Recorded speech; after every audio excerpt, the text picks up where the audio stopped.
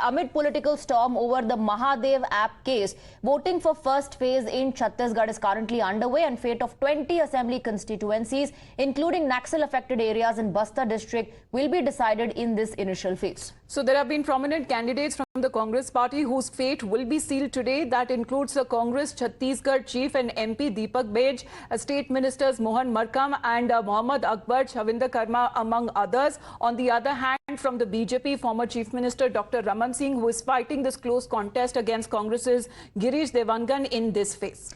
After casting his vote for the Chhattisgarh Assembly elections, Congress candidate Mohan Markam from Kondagaon said that he is confident of Congress's victory and slammed BJP, alleging that they are using ED against Baghel government.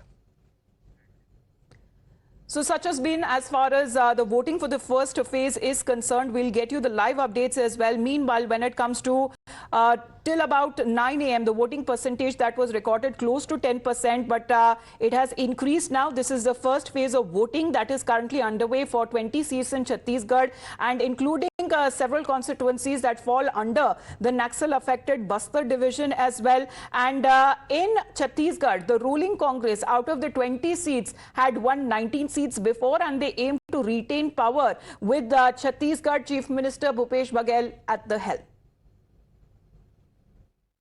मुझे तो लगता है कि मैं तीसरी बार जीतूंगा और hat trick बनाने में सफल होऊंगा। कोंडागांव विधानसभा में जो भ्रांतियां हैं कि 2 बार से तीसरी बार नहीं जीतता, वो मिथक टूटेगा, ऐसा मुझे लगता है। भारतीय जनता पार्टी छत्तीसगढ़ में कांग्रेस पार्टी से नहीं लड़ पा रही है, इसीलिए ईडीआईटी और अन्य संस्थानों का दुरुपयोग करके, संवैधानिक संस्थाओं का दुरुपयोग करके उनको डराने धमकाने का प्रयास किया जा रहा है। मगर हम डरेंगे नहीं, लड़ेंगे, जीतेंगे और फिर से छत्तीसगढ़ में कांग्रेस की सरकार बनाएंगे। हमारा मुद्दे छत्तीसगढ़ पे विकास, विश्वास, सुरक्षा, शांति पहला मुद्दा है।